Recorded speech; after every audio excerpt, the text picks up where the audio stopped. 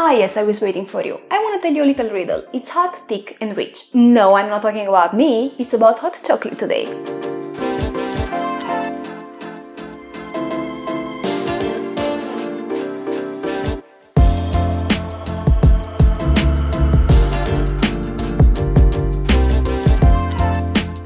It's fall, winter is coming, and on this cold weather, the only thing I have around the hug, it's a cup of hot chocolate.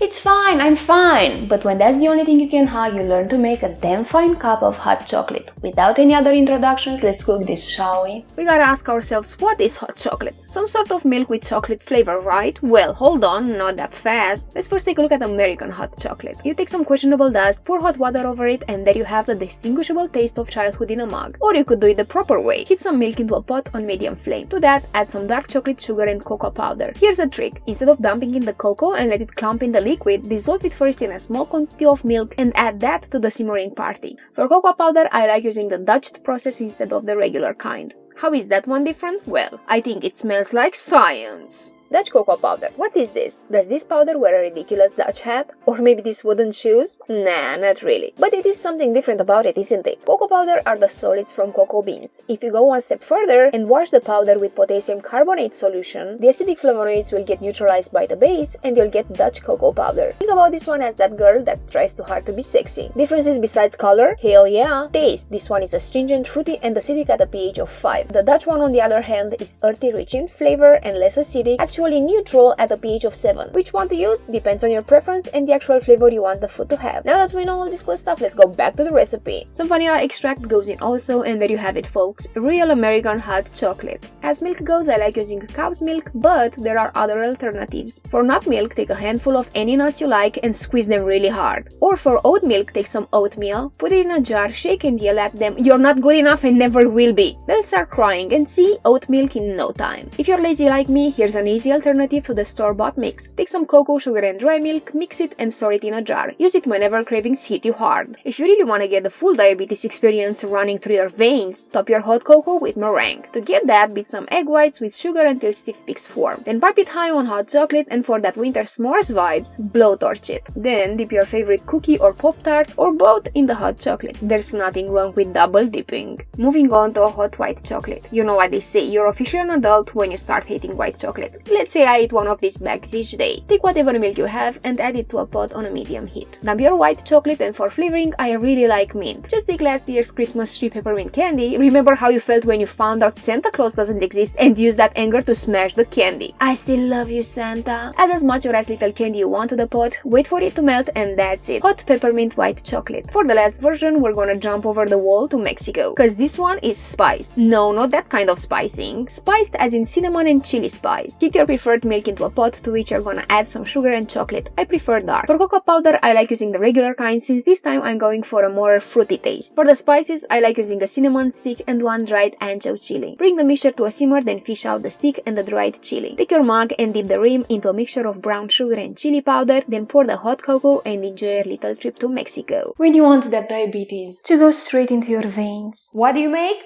Hot chocolate! When you are so cold and lonely and you wanna call your shrink, what do you make? Hot chocolate! Alright guys, and that's a wrap. We've made real hot chocolate and now you can stop buying that questionable dust from the store. Anyways, thank you so much for watching. If you enjoyed spending time with me, destroy that subscribe button, teach that YouTube algorithm who's boss, and like and comment on the video. And until next time, remember, life is hard, get used to it.